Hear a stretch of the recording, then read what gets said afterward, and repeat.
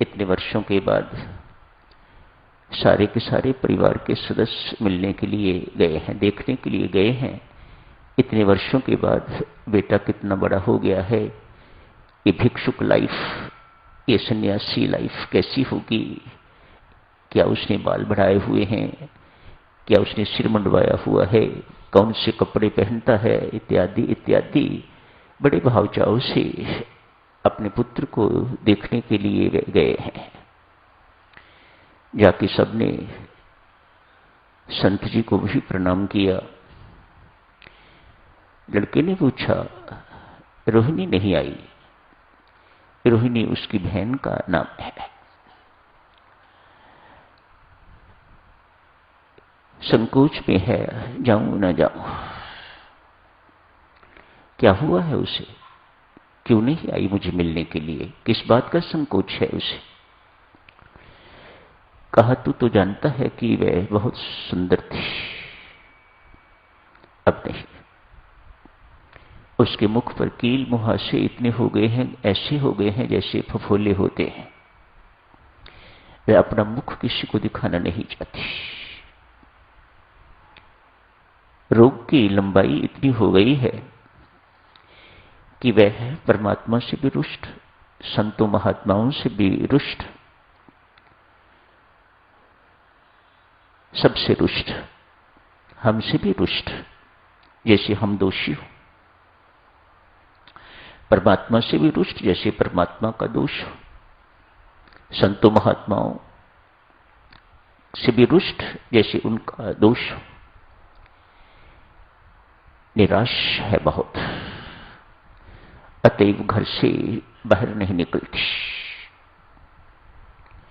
पर मैं तो ऐसा समझता हूं, कोई वक्त था जिस वक्त उसके सौंदर्य की इस नगर में भारी चर्चा होती थी। हां, वह समय निकल गया। संत झट से भाप गए।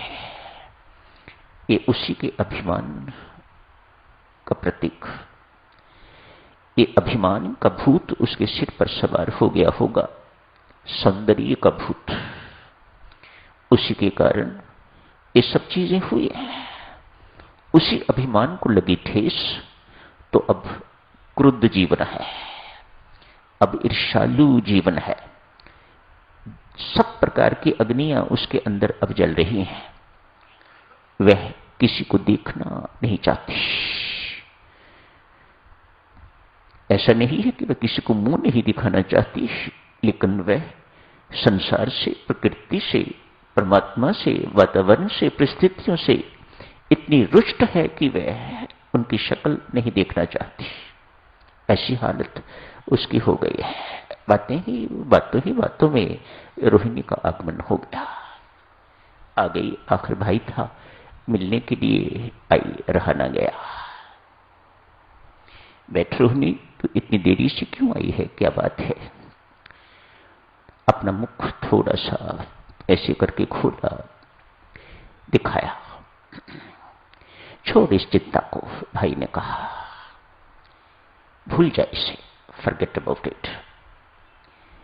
गुरु महाराज यहां आश्रम का निर्माण कर रहे हैं। कल से निर्माण का कार्य शुरू होगा। धन से, तन से, मन से निर्माण कार्य में जुट जा। यह रह के सिमरन कर, यह रह के सेवा कर।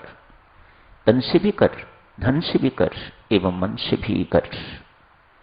Forget about it. बात जच गई। बड़ा भाई था, बात मान गई।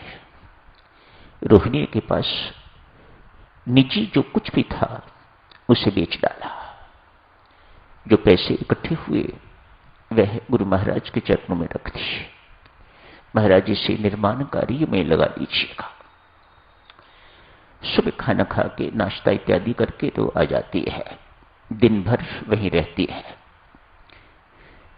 रात्रि जब काम समाप्त होता है, सायंकाल रात्रि जब काम समाप्त होता है तो चुपचाप चली जाती है। किसी से कोई बातचीत नहीं, सुपरविजन करती है। जहां कहीं काया से कुछ करने की जरूरत पड़ती है, पीछे नहीं हटती, कर देती है। लोगों से काम करवाती है, मजदूरों से काम करवाती है, देखती है कि सब सही ढंग से काम कर रहे हैं, कहीं कोई कामचोर तो नहीं, कहीं कोई बेईमान तो नहीं, कहीं कोई हेरा फेरी तो नहीं हो रही। सो हर प्रकार से बहुत ईमानदारी से एक निष्ठ होके तो रोहिणी सिमरन एवं सेवा में लगी हुई है। आपको आश्चर्य होगा देवियों सज्जनों सुन के, कुछ महीनों में 90% रोग ठीक हो गया। आज जब 90% रोग ठीक हो गया तो मानो कुछ भी नहीं रहा बाकी। 10% रोग क्या होता है, जो मुख दिखाना नहीं चाहती थी, अब अपना मुख भी दिखाना चाहती है, दूसरों का मुख भी देखना चाहती है। अतएव आज संत महात्मा से मिलन हुआ, जाके श्री चरणों में प्रणाम किया। बिटिया, तूने बहुत सेवा की है, तू बहुत अच्छी है, तूने बहुत सिमरन भी किया है। इन दोनों चीजों से साधना सफल हो जाती है, संपन्न हो जाती है। देखना, रोगी मुखड़ा तेरे अंदर न जाने किस प्रकार का रोग था, तेरा रोगी मुखड़ा अधिक नहीं तो कम से कम 90% तो बिल्कुल ठीक हो गया है। ये 10% क्यों रहा?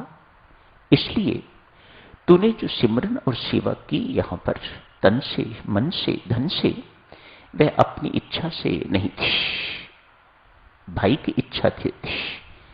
शेष 10% तू चाहती है कि ये भी ठीक हो।